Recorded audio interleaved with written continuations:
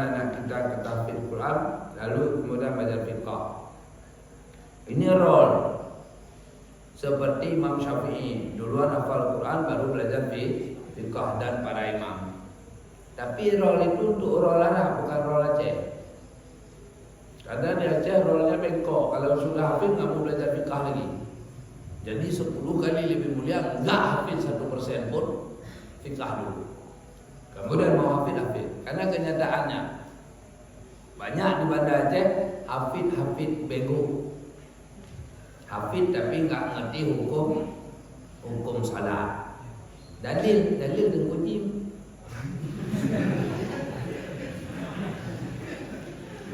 Mungkin dulu kan sering ikut, nanti ada subuh ini, subuh itu. Mungkin yang pernah lihat sering saya ceramah. Akhirnya di blacklist, saya nggak pernah dipanggil lagi. Kenapa? Karena saya penceramah, tentu saya di belakang imam. Saya di belakang, ini imam. Salah imamnya. Sabbihisma rabbikal a'la. Saya langsung parah. Habis parah saya salah sendiri. Tentu saya tampil beda sendiri.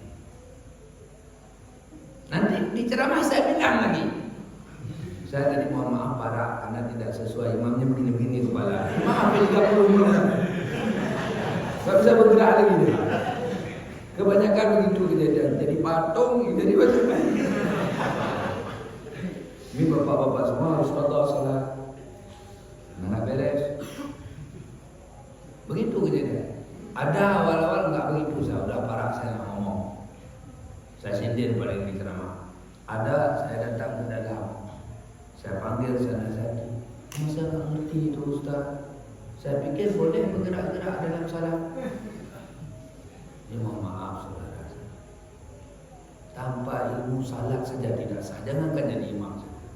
Olah hafiz 100 juz. Jadi itu ya. Hafiz itu mulia di Allah. Kata Nabi, hafiz itu keluarga, hadis kursi, hafiz itu keluarga Allah. Ada hadis kursi, ada yang jangan sakiti keluarga aku, itu kata Allah. Ada kata Nabi, hafiz itu keluarga Allah. Sahabat bertanya, siapa keluarga Allah ya Rasul? Para hafiz Quran. Hafiz dalam artian di dalam hadis itu orang yang menguasai Quran dan hukum Quran. Maka tinggal ketik di sini. Keburukan hafiz, hadis tentang keburukan hafiz Quran di akhir zaman yang menyesatkan manusia para hafiz. Tidak mulia, hafiz itu sampah. Kalau dia nggak ngerti agama. Belajar fardu kifayah, tidak belajar fardu ain, hukumnya dosa.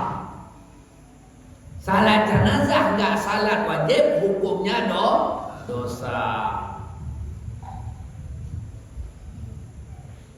Udah. Ini malam apa nih? Cari dalil satu tentang hafal Quran di Quran. Kemuliaannya. Ini tantangan saya. Cari dalil satu orang ngerti agama mulia dalam Quran.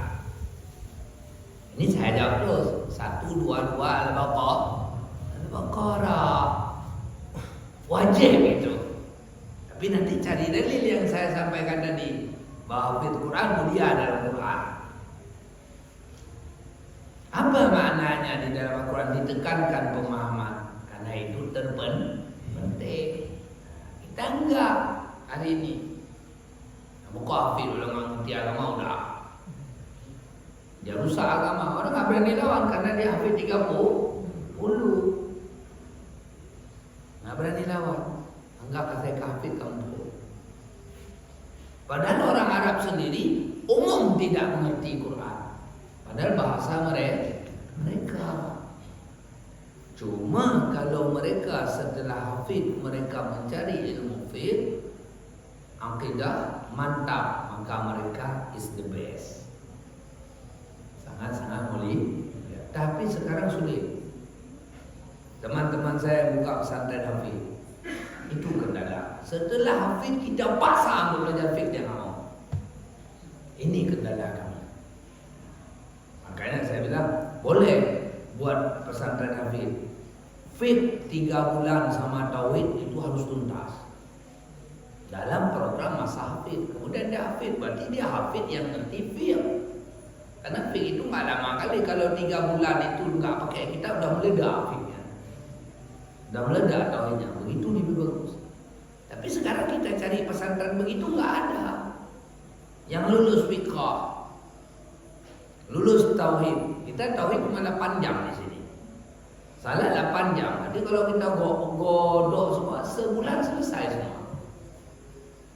Di masa tahfidnya. Kenapa nggak ada begitu? Karena kita copy paste.